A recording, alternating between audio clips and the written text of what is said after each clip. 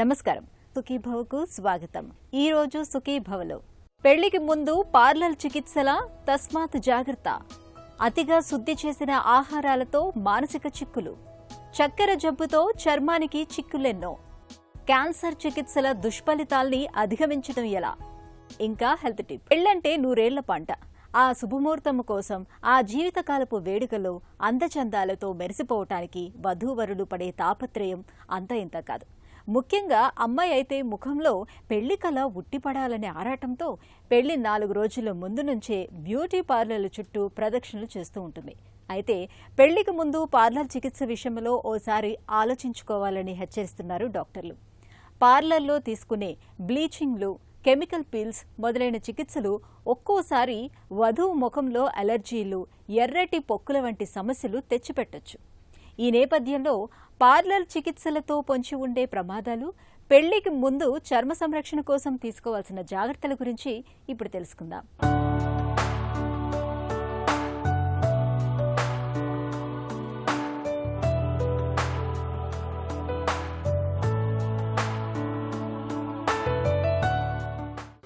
పెళ్లి ప్రతి ఒక్కరి జీవితంలో ఒక అద్భుతమైన ఘట్టం. అయితే నవవధువు ముఖంలో నూతన కాంతి కోసం పెళ్లిపీటలు ఎక్కే ముందే బ్యూటీ పార్లర్లకు వెళ్లి రకరకాల చికిత్సల్ని తీసుకోవడం ఇవాళ ట్రెండ్గా మారిపోయింది.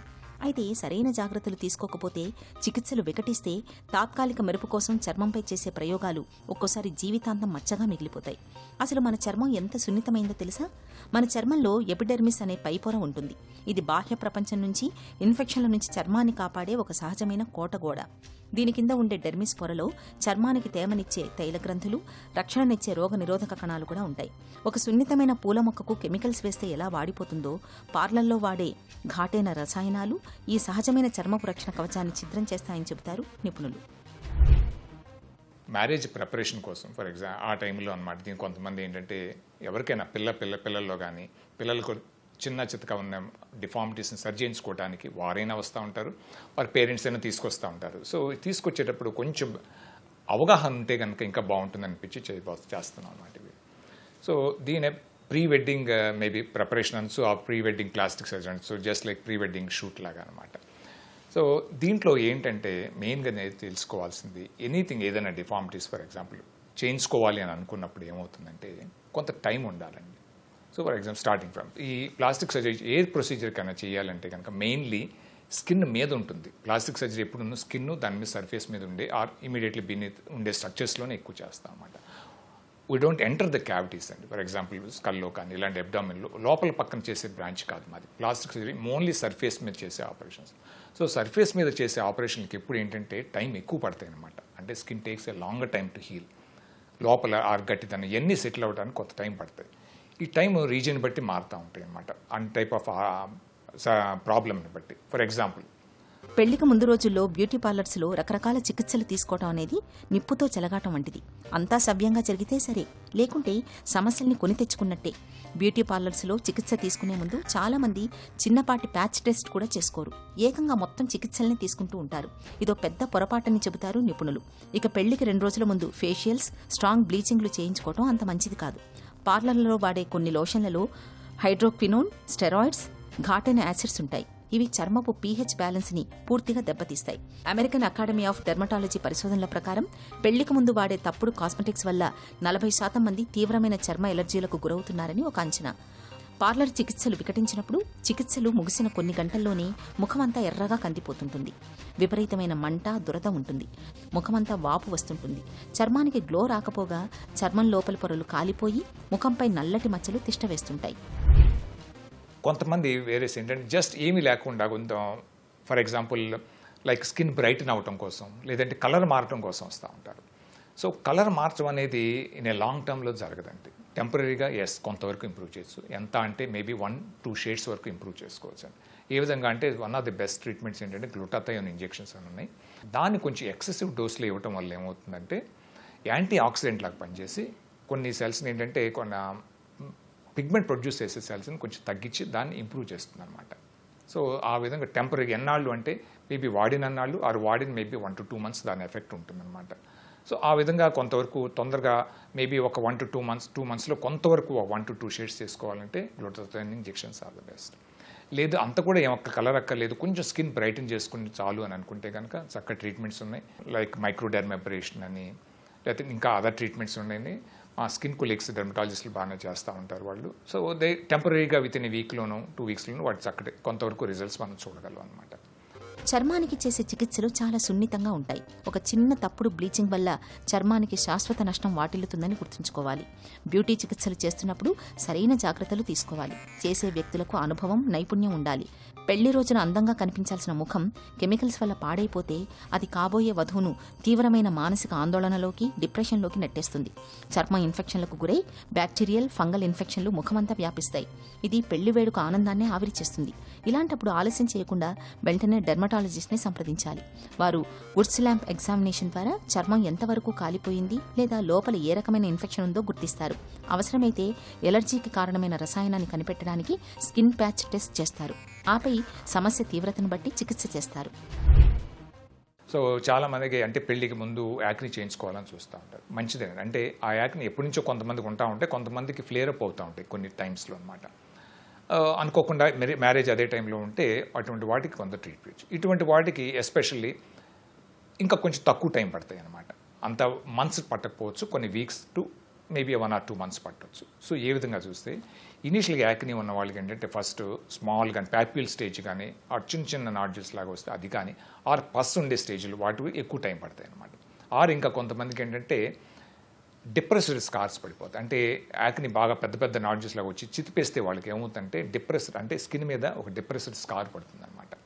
అటువంటి వాటికి ఇంకొంచెం ఎక్కువ టైం పడుతుంది అనమాట. సో బిగినింగ్ స్టేజ్లో ఉన్న వాళ్ళకి మందులను కొంచెం ఆయింట్మెంట్స్ ఇస్తే సరిపోతాయండి. దే మే గెట్ కంట్రోల్ వీక్స్లో సరిపోతుంది. అదే కనుక ఇంకొంచెం బాగా ఇన్ఫెక్ట్ అయ్యి సిస్టిక్, అంటే నాడ్యూల్స్ లాగా పస్ వచ్చి కానీ డిప్రెస్డ్ స్కార్ వస్తే ఏం చేస్తామంటే వాటికి సర్జరీ చేస్తాం అనమాట. సిస్టిక్ చేయంగానే స్కార్కి చేస్తాం. ఆ స్కార్కి చేసినప్పుడు ఏంటంటే ఫస్ట్ దాని సబ్సిషన్ అని దాన్ని పైకి లేపుతాం అనమాట. స్కిన్ కింద చిన్న కట్టించి కింద పెడతాం అనమాట. అప్పుడు పైకి లేగుస్తుంది స్కిన్. సో ఆ విధంగా చేయటం వల్ల ఇంకొక చిన్న గ్రాఫ్టింగ్ అనేది ఎక్కడి నుంచి తీసుకొస్తాం అనమాట. గ్రాయిన్ దగ్గర నుంచి కానీ, ఇయర్ బ్యాక్ సైడ్ దగ్గర నుంచి కానీ కొన్ని మెటీరియల్ తీసుకొచ్చి దాన్ని ఫిల్ చేస్తాం, సో దట్ మనకి పూడుకుంటానికి. దెన్ తర్వాత అవసరం అనుకుంటే డెర్మాబ్రేషన్ అని చేస్తాం అనమాట. అంటే ఫైన్ పాలిష్ లాగాను, చెక్క చిత్రి చిక్కినట్టుగా. దెన్ అవసరం అనుకుంటే ఇంకా లాస్ట్ స్టేజ్లో ఏంటంటే ఫైన్ పాలిష్ లాగా ఫ్యాట్ నానో గ్రాఫ్టింగ్ అని ఉంది. సో ఇవన్నిటికీ మనకి ఈచ్ దానికి ఒక గ్యాప్ ఇవ్వాలన్నమాట, 1 to 2 months అన్న కనీసం. ఈ విధంగా అట్లీస్ట్ ఒక ఫ్యూ మంత్స్ గ్యాప్ ఇస్తే డెఫినెట్గా ఈ డిప్రెసివ్ స్కార్స్ కానీ ఆర్ ఫ్యూ వీక్స్ గ్యాప్ ఇచ్చిన యాక్నీని కానీ కంట్రోల్ చేయొచ్చు అండి. పార్లర్ బాధితులకు ఆధునిక చర్మ వైద్యంలో అద్భుతమైన, సురక్షితమైన పరిష్కారాలున్నాయి. చర్మంపై మంట, ఎలర్జీలను తగ్గించడానికి వైద్యులు స్టెరాయిడ్ రహిత యాంటీ ఇన్ఫ్లమేటరీ క్రీములు, సూతింగ్ ఏజెంట్స్ ఇస్తారు. చర్మాన్ని రీబూట్ చేయడానికి మెడిఫేషియల్స్ లేదా హైడ్రాఫేషియల్స్ వంటి శాస్త్రీయ పద్ధతులను డాక్టర్ల పర్యవేక్షణలోనే చేస్తారు. ఇక పెళ్లిలో చర్మం చక్కటి వర్చస్సుతో వెలిగిపోవడానికి ముందు నుంచే జాగ్రత్తలు తీసుకోవాలి. పెళ్లికి కనీసం 3 నుండి 6 నెలల ముందే చర్మ సంరక్షణ విధానాన్ని మొదలుపెట్టాలి. చర్మ సంరక్షణ కోసం కెమికల్స్ జోలికి వెళ్లకుండా పాలు, పెరుగు, తేనె, కలబంద వంటి సహజ పదార్థాలను వాడుకోవడం మేలు. చర్మానికి సహజ సిద్ధమైన గ్లో వచ్చేందుకు రోజుకు చాలినంత నీళ్లు తాగుతుండాలి. విటమిన్ సి, ఈ ఎక్కువగా ఉండే నిర్మ, నారింజ, బాదం వంటి పోషకాహారం తీసుకోవాలి. పెళ్లికి 2 రోజుల ముందు చర్మంపై కొత్త ప్రయోగాలు అస్సలు వద్దు. హెల్త్ న్యూస్ మీకోసం.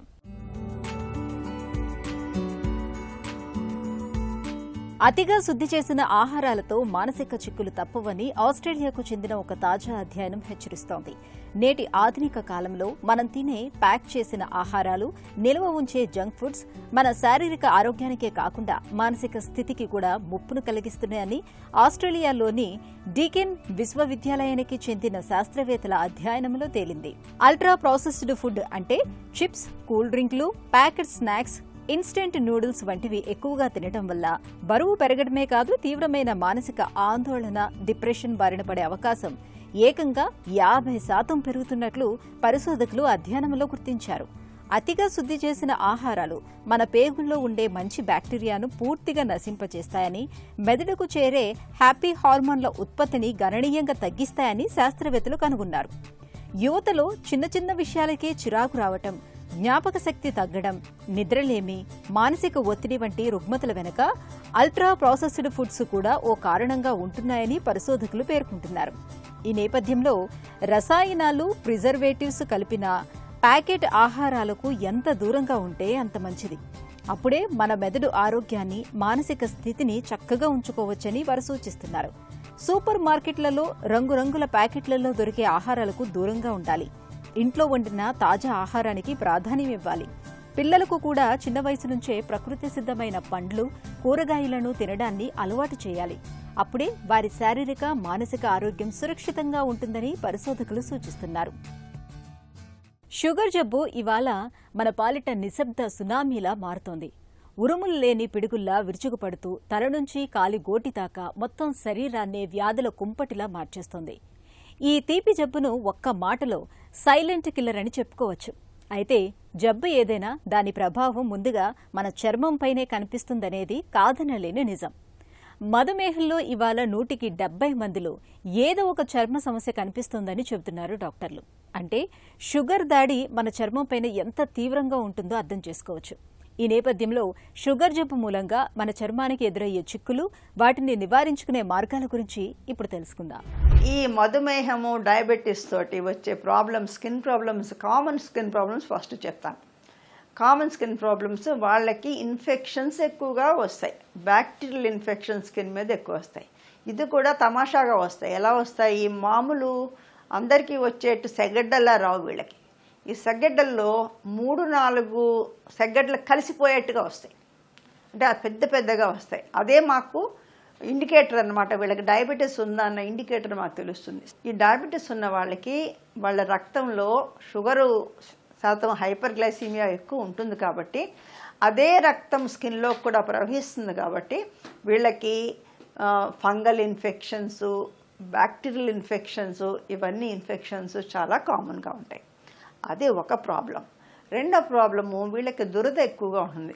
చాలా ఇచ్చింగ్ అనే కంప్లైంట్ ఎక్కువగా చేస్తుంటారు. సో అది కాకుండా షుగర్కి రిలేటెడ్ కొన్ని చర్మ వ్యాధులు ఉంటాయి. అది నెక్రోబయాసిస్ లైపాడికా. అంటే ఏంటంటే కాళ్ళ మీద పెద్ద పెద్దగా మచ్చలు, కురుపులు, అలాగే కాళ్ళ మీద నీటి బుగ్గల్లాగా రావటం, గ్రాన్యులోమాన్యులర్, అలా రకరకాల డిసీజెస్ వీళ్ళకి ఎక్కువగా వస్తుంటాయి. ఇది కాకుండా మోస్ట్ ఇంపార్టెంట్, వీళ్ళు కొంచెం ఫుట్ కేర్ అనేది తీసుకోరు. వీళ్ళకి చాలా కామన్ ప్రాబ్లం ఏంటంటే అరికాళ్ళలో వాళ్ళకి స్పర్శ పోతుంది కాబట్టి న్యూరలాజికల్ డిజార్డర్స్ అవి వస్తాయి. కాబట్టి వాళ్ళకి వేడి తగిలినా ఏదైనా గుచ్చుకున్నా వాళ్ళకి ఏమి తెలియదు. దాంతో ఆ బొటన్ వేలు కింద ఉన్న ఆ చర్మం దగ్గర మోస్ట్ ఆఫ్ ద టైం వాళ్ళకి పెద్ద పెద్ద అల్సర్స్ లాగా ఫామ్ అయిపోయి నాన్ హీలింగ్ లెగ్ అల్సర్స్ వస్తుంటాయి. దాని సరైన ట్రీట్మెంట్ ఇవ్వకపోతే ఒక్కోసారి యాంప్యుటేషన్ వరకు వెళ్ళే ఛాన్సెస్ ఎక్కువగా ఉంటాయి. అలాగే దీంతో పాటు సోరియాసిస్, లైకెన్ ప్లానస్ అనే జబ్బులు కూడా వీళ్ళకి కొంచెం ఎక్కువగా వచ్చే ఛాన్సెస్ ఎక్కువగా ఉంటాయన్నమాట. డయాబెటీస్తో పాటు వచ్చే స్కిన్ ప్రాబ్లమ్స్కి డయాబెటీస్ని కంట్రోల్ చేయాలి, ప్లస్ స్కిన్ ప్రాబ్లమ్స్ కూడా కంట్రోల్ చేయాలి. ఇప్పుడు సపోజ్ డయాబెటీస్లో సెగ్గడ్డలు, బ్యాక్టీరియల్ ఇన్ఫెక్షన్ వచ్చిందనుకోండి, డయాబెటీస్ని కంట్రోల్ చేస్తూ యాంటీబయాటిక్స్ ఇస్తాం. అలాగే ఫంగల్ ఇన్ఫెక్షన్ వచ్చిందనుకోండి, డయాబెటీస్ని కంట్రోల్ చేస్తూ యాంటీ ఫంగల్ మెడికేషన్స్ ఇవ్వాలి. అదే కాకుండా కాళ్ళకి లెగ్ అల్సర్స్ వచ్చాయనుకోండి, అది డయాబెటీస్ని కంట్రోల్ చేస్తూ అది అల్సర్కి సరైన ట్రీట్మెంట్, అంటే దానికి డ్రెస్సింగ్స్ చేయటము, రెగ్యులర్గా పేషెంట్ని రమ్మంటాం, వాటికి కొన్ని హీలింగ్ జెల్స్ అవన్నీ ఉంటాయి, వాటితోటి కొలాజన్ డ్రెస్సింగ్స్ అని అలాంటివి చేస్తూ అల్సర్స్ని మనం తగ్గించవచ్చు అనమాట. క్యాన్సర్ కంటే క్యాన్సర్ చికిత్సల్ని భరించడం చాలా కష్టమనే నమ్మకం మనలో చాలా మందిలో కనిపిస్తుంది.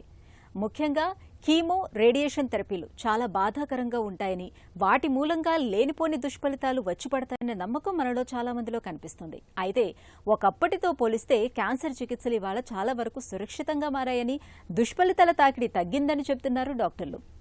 క్యాన్సర్ చికిత్సలతో సాధారణంగా కనిపించే దుష్ఫలితాలు, వాటిని అధిగమించేందుకు తీసుకోవాల్సిన జాగ్రత్తల గురించి డాక్టర్ని అడిగి ఇప్పుడు తెలుసుకుందాం.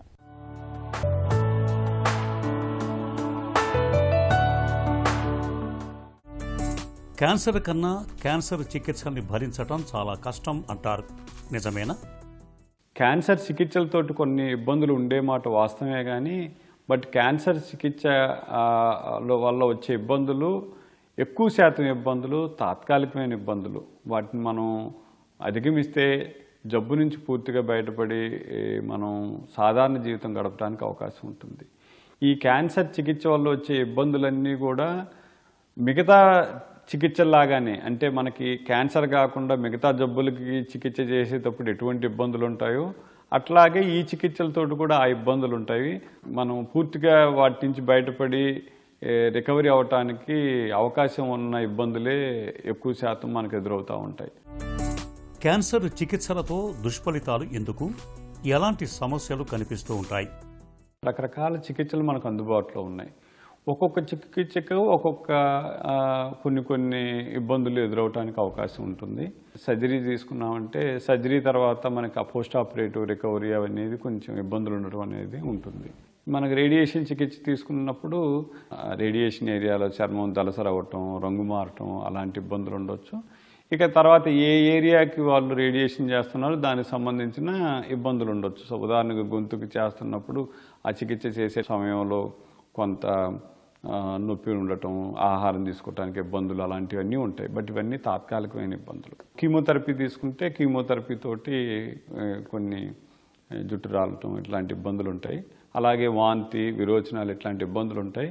ఇప్పుడు ఉన్న అధునాతనమైన పద్ధతుల్లో ఉన్న మందులు అందుబాటులో ఉన్న వాటితోటి ఈ వాంతులు రాకుండా, విరోచనాలు రాకుండా, మిగతా తదితర శారీరక ఇబ్బందులు రాకుండా మంచి మందులు మనకి అందుబాటులో ఉన్నాయి. ఇక మనం ఈ ఇమ్యునోథెరపీ లేకపోతే మిగతా కొత్త రకాల ట్రీట్మెంట్లు మనం చూసుకున్నట్టయితే ఉదాహరణకి ఇమ్యునోథెరపీ తోటి ఆటో ఇమ్యూన్ ఫీచర్స్ ఎక్కువగా ఇబ్బందులు వచ్చే అవకాశం ఉంటుంది. బట్ ఈ దుష్ఫలితాలు ఎక్కువ శాతం దుష్ఫలితాలన్నీ కూడా తాత్కాలికమైన దుష్ఫలితాలు, చాలా అరుదుగా ఉంటాయి పెద్ద సమస్యలు వచ్చాయి.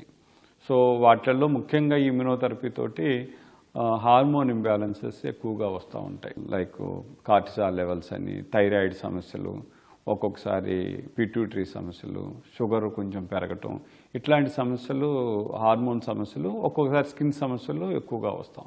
ఇక రీసెంట్గా వచ్చే థెరపీస్లో లైక్ కార్టీ సెల్ థెరపీ అన్నీ అట్లాగా కొత్త మందులు అందుబాటులో ఉన్నాయి. వీటిల్లో ఏంటంటే సైటోకైన్ సిండ్రోమ్స్ అన్నీ కొత్తగా సమస్యలు కనిపిస్తున్నాయి ఈ మందులతోటి.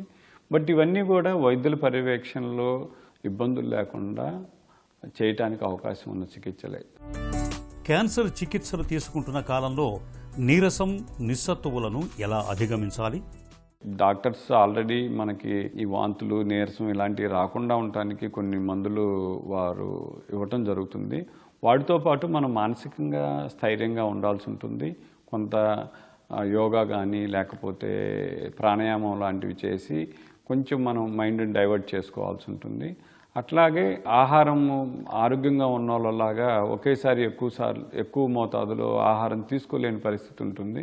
సో అందుకని వీళ్ళు ఏంటంటే కొద్దిగా అయినా సరే తరచుగా తీసుకుని ఎనర్జీని ఉండేటట్టుగా చూసుకొని సమతుల్యమైన ఆహారం మొత్తం అన్ని ప్రోటీను, గ్లూకోజు అన్ని, ఫ్యాట్ అన్నీ సమతుల్యంగా వచ్చేటట్టు ఆహారం తీసుకుంటే కనుక మనం ఈ పరిస్థితులన్నింటినీ అధిగమించడానికి అవకాశం ఉంటుంది. రక్తహీనత, జుట్టు రాలటం, చర్మం పొడిబారిపోవటం, ఈ సమస్యల్ని తట్టుకోవటం ఎలా? క్యాన్సర్ చికిత్స జరిగేటప్పుడు ఈ కీమోథెరపీ వల్ల ఎస్పెషల్లీ మనకి రక్తం తయారవటం అనేది కూడా ఒక సమస్యలాగా ఉంటుంది. దానివల్ల హిమోగ్లోబిన్ తగ్గటం, దానివల్ల నీరసం, నిస్సత్వం ఇలాంటివి రావడానికి ఇది ఒక కారణం కూడా. B12, ఫోలిక్ యాసిడ్, ఐరన్ ఇట్లాంటి లోపం ఉన్నట్టయితే వాటిని వైద్యులు మీకు కరెక్షన్ చేసి అంటే దానికి తగిన ట్రీట్మెంట్ ఇచ్చి మీకు అది మళ్ళీ ఆ లోపాన్ని పూరించే అవకాశం ఉంటుంది. ఆహారంలో కూడా మంచి పౌష్టిక ఆహారాన్ని, ఐరన్ సమృద్ధిగా ఉండే ఆహారాన్ని మనం తీసుకోవాల్సి ఉంటుంది, ఎస్పెషల్లీ చికిత్స సమయంలో. చర్మ సమస్యలు కొంతవరకు రావడానికి అవకాశం ఉంటుంది. ఎస్పెషల్లీ పొడిబారటం అనేది చాలా వరకు కొన్ని మందుల్లో వస్తూ ఉంటుంది.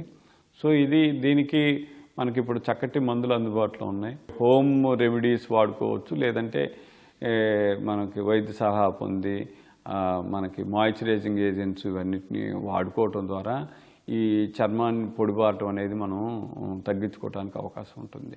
కొన్ని మందుల వల్ల ఏంటంటే మనకి ఎస్పెషల్లీ అరిచేతులు, అరికాలల్లో పొట్లు రావటం, రంగు మారటం ఇట్లాంటి ఇబ్బందులు తలెత్తడానికి అవకాశం ఉంటుంది. సో దానికి గ్రేడింగ్స్ ఉంటాయి, డిఫరెంట్ గ్రేడింగ్స్.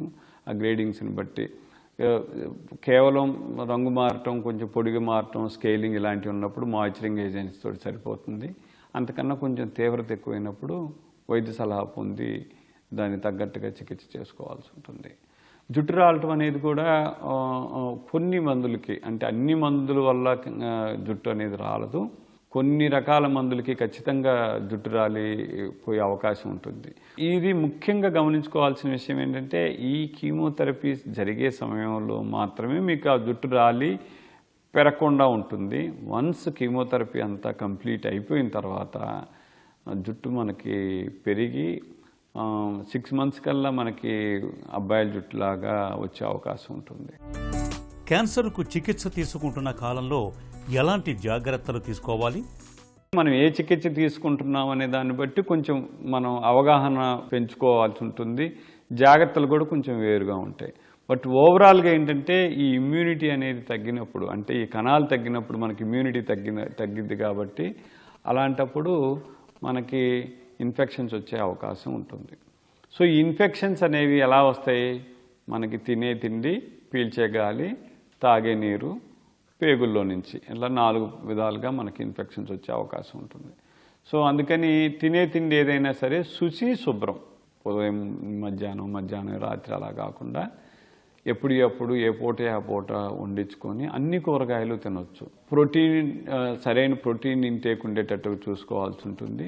సాధ్యమైనంత వరకు నాన్ వెజిటేరియన్ని అవాయిడ్ చేయమని చెప్తాం. అంటే కారణం ఏంటంటే, మనకున్న స్టోరేజ్ పద్ధతులు, మనకున్న ఇదిని బట్టి వాటి వల్ల మళ్ళీ ఇన్ఫెక్షన్స్ రాకుండా ఉండాలనే ఉద్దేశంతో చెప్తాం. అదర్వైజ్ అదేమి తీసుకోకూడదనే విషయం ఏమి కాదు. తేలిగ్గా జీర్ణం అయ్యేవి తీసుకోమంటాం. అంటే మనకు ఆహారం మెత్తగా కనుక ఉండుంటే ఎక్కువసేపు నవ్వులే పని లేకుండా తేలిగ్గా జీర్ణం అయ్యే ఆహారం తీసుకోమని చెప్తూ ఉంటుందన్నమాట. సో ఆహార విషయంలో ఇది మనకి ఎప్పటికప్పుడు తాజాగా వండిన ఆహారం, అన్ని కూరగాయలతోటి తీసుకోవచ్చు. ఫ్రూట్స్ కూడా శుభ్రంగా ఉండే ఫ్రూట్స్, తోలు మందం ఉండే ఫ్రూట్స్, పాడవటానికి అవకాశం తక్కువగా ఉండే ఫ్రూట్స్ అన్నీ కూడా మనం తీసుకోవచ్చు.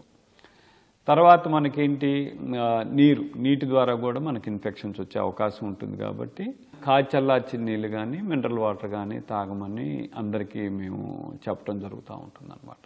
ఇక గాలి, అంటే మనకి గాలి ద్వారా కూడా మన ఇమ్యూనిటీ తగ్గినప్పుడు మనకి ఇన్ఫెక్షన్స్ వచ్చే అవకాశం ఉంటుంది కాబట్టి జలుబు ఇలాంటివి ఉన్న వాళ్ళకి దూరంగా ఉండటం అనేది మంచిది. వీటిని జాగ్రత్తలు తీసుకొని ఇన్ఫెక్షన్స్ రాకుండా కాపాడుకోవచ్చు. సో ఇక కీమోథెరపీ ఇవ్వగానే అంటే మనం ఏదో పెద్ద సమస్య వచ్చినట్టుగా ఎప్పుడు బెడ్ మీద పడుకొని ఉండాల్సిన అవసరం లేదు. వారికి ఓపిక ఉంటే ఎక్సర్సైజ్ లాంటివి చేసుకోవచ్చు. క్యాన్సర్ చికిత్సల్లో కీలకమైన కీమో, రేడియేషన్ థెరపీలకు సంబంధించి ఇవాళ విప్లవాత్మక మార్పులెన్నో వచ్చాయి. ఒకప్పటితో పోలిస్తే దుష్ఫలితాల తాకిడి కూడా బాగానే తగ్గింది. జీవనశైలి, ఆహార, వ్యాయామాలు, అలవాట్లు, ఇతరత్ర విషయాల్లో తగిన జాగ్రత్తలు తీసుకోవడం ద్వారా క్యాన్సర్ చికిత్స తాలూకు దుష్ఫలితాలు తేలికగానే అధిగమించవచ్చు. ఒక చిన్న చిట్కా మీకోసం. ప్రతిరోజు ఉదయం పరగడుపున తిప్పుతీగ రసాన్ని లేదా కషాయాన్ని తీసుకోవటాన్ని అలవాటు చేసుకోండి. ఇది రోగ నిరోధక శక్తిని పెంపొందిస్తుంది. సీజనల్ జ్వరాలు, అలర్జీలు, వైరల్ ఇన్ఫెక్షన్ల నుంచి మంచి రక్షణ లభిస్తుంది.